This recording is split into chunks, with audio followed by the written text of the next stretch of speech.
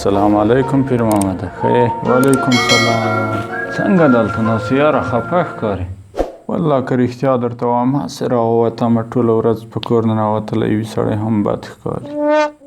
خلک به بیا وایي فلانی مړه خلک دې وایي خلک ته څه کوې نوی واده دې کړی ته اوس په کور ښه ښکارې خو د ګل خبره وکړه هاشمه په دا کور کې ناستلم عجب خوند کوي خو دا دی چې خلک بیا وایي والله پرېږده دا خلک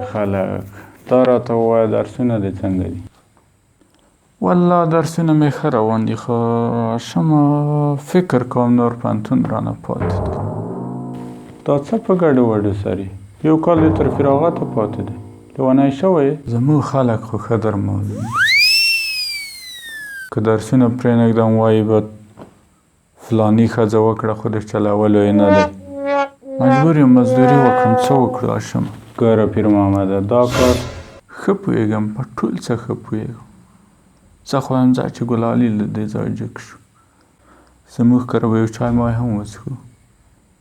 نوره ګپه به همسې هلته کوو خلک به وایي پیر محمد او هاشم ټوله ورځ په لاره کې ناست وي سمه ده نو خوښه دی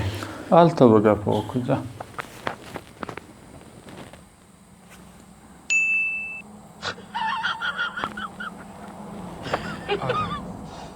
هاشمه که یوه خبره درته وکړم خفه کېږه خو به نه رښتیا راته ووایه نه ولې به خفه کېږم وایه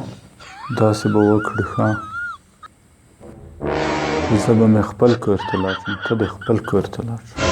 که اوس تا ځان سره بوځم خلک به وایي هاشم کور ته ولې چای ورکوي ډوډۍ ورکوي او موږ ته یوه ورځ هم ساعت ونه کړي